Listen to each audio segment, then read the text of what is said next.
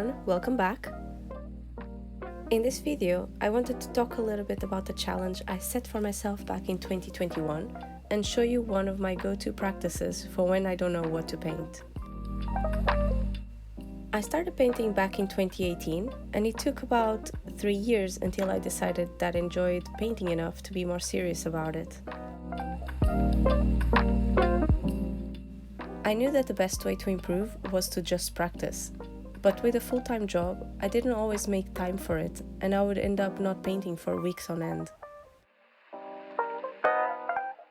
So early in 2021, I decided to challenge myself to paint every day, but I knew I needed to keep it realistic, so I allowed myself 2 exceptions. The first one was a 2-day rule.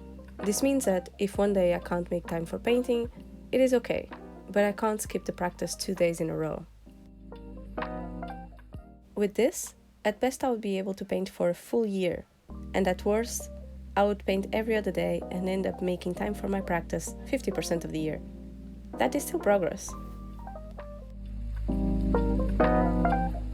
The second exception is that when I'm on holiday, I can choose not to paint if I don't feel like it.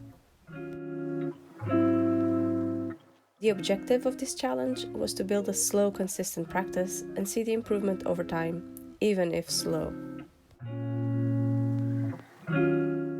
At first, I was super motivated and didn't struggle deciding what to paint next, but after a couple of months, I would either not know what to paint or only have about 5 minutes. What can I paint in only 5 minutes? While I was thinking, those 5 minutes were gone.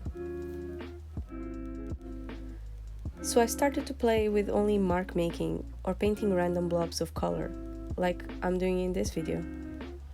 Little did I know that over time, these small exercises would help me fine-tune my color mixing and become more intuitive with color choices. Another thing I quickly learned was to always keep a sketchbook and a watercolor palette ready to use, and that's where the Sakura Koi palette came in. I needed something cheaper, lightweight and small, and that I didn't care much for, so that I could paint without the worry of wasting my supplies on a painting that was just for exploration and fun. This palette basically allowed me to not think about the value of the supplies I'm using or the value of the outcome itself. Although the Sakura Koi watercolors are not my absolute favorite watercolors, they have helped me to keep a consistent painting practice even when I don't know what to paint. Now, back to what I'm painting in this video. In this particular exercise, I was exploring the different moods that using a warm or a cool yellow would have on bluish-green hues.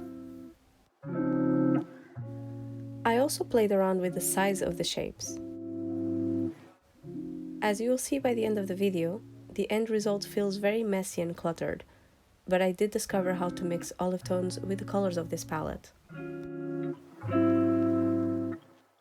In my next video, I'll be painting 2 simple skies using these watercolors and my favorite sketchbook by Kadi Papers.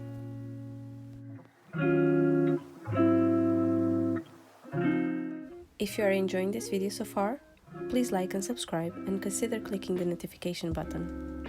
Your support is always appreciated.